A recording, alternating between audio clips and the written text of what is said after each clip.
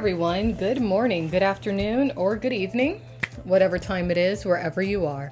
Welcome once more to another video podcast of Political News Time. I am your hostess, Alex Mayers. I hope all of you had a wonderful week. My week was pretty good.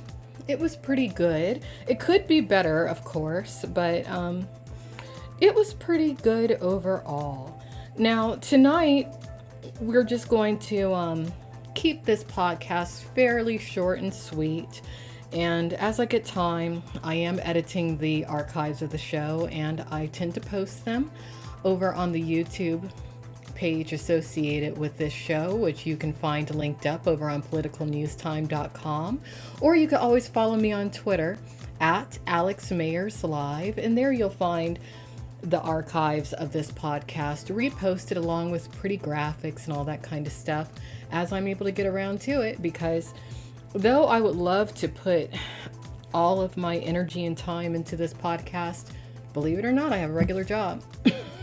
This is just something I do in my spare time because I have more spare time than many women my age, considering that I don't have children or a man in my life.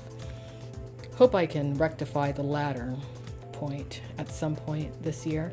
But anyways, let's talk about what's going on with Roger Stone this evening, because Trump just commuted him. In other words, Roger Stone doesn't have to go to jail. Now, for those of you who are not familiar with who Roger Stone is he's the Penguin. I'm just kidding. Kind of looks like the Penguin, the way that he dresses and whatnot. He's kind of old-fashioned in his demeanor and the way that he presents himself. But he's a political analyst. He's essentially like a campaign manager. He has exposed quite a bit when it's come to many political figures over the years. And I'm kind of a fan of his.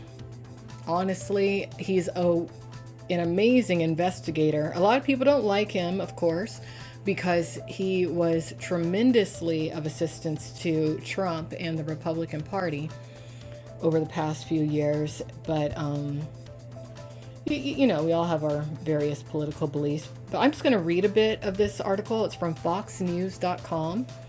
It's titled, "Trump Commutes Roger Stone's Sentence Days Before Prison Term Set to Begin." Roger Stone told Fox News he is praying for Trump to intervene ahead of his prison sentence. And honestly, if Roger Stone were to go to jail, he probably would end up being killed because so many people want him gone. I'll just read a few paragraphs of this, okay?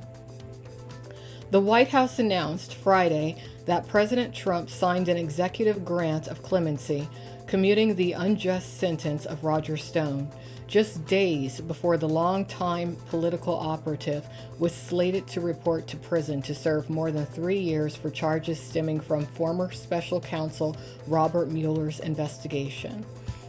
In a lengthy statement released late Friday, White House Press Secretary Kayleigh McEnany said the president had made the decision to commute Stone's sentence in light of the egregious facts and circumstances surrounding his unfair prosecution, arrest, and trial. Woo, that was a mouthful. Yeah.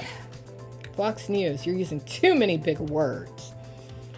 Roger Stone is a victim of the Russia hoax that the left and its allies in the media perpetuated for years in an attempt to undermine the Trump presidency. There was never any collusion between the Trump campaign or the Trump administration with Russia. Such collusion was never anything other than a fantasy of partisans unable to accept the result of the 2016 election. The collusion delusion spawned endless and farcical investigations conducted at great taxpayer expense, looking for evidence that did not exist. So if you want to read this for yourself, I'll link this up over on Political News Time. But yeah, so he's avoiding jail, avoiding prison. I bet he's going to leave the country. I would if I were him. Because you know who's really after this man? The Clintons. Hillary in particular. Was there really a Russian collusion? I think when it comes to both parties, the Democrats and the Republicans, I feel that the Russians have intervened, not just in this past election, but I think in various elections.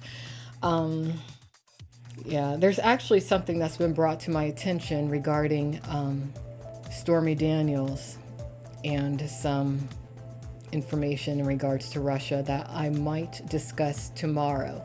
I want to thank you, Keza, for bringing that to my attention, because when it comes to Stormy Daniels, a lot of people only associate her with Trump, but she's been in the political arena a couple times prior to the Trump situation revolving around her alleged tryst with him. So that's something I definitely want to start talking about, because some of what she says, just knowing what I know about certain people in the adult entertainment industry, some of what she says I don't believe. I don't care whether or not people believe me or listen to me or, put any stock into what I have to say, but I'm just putting my commentary out there when it comes to the overlapping of the adult entertainment industry and the political sphere, because that's something I happen to know about.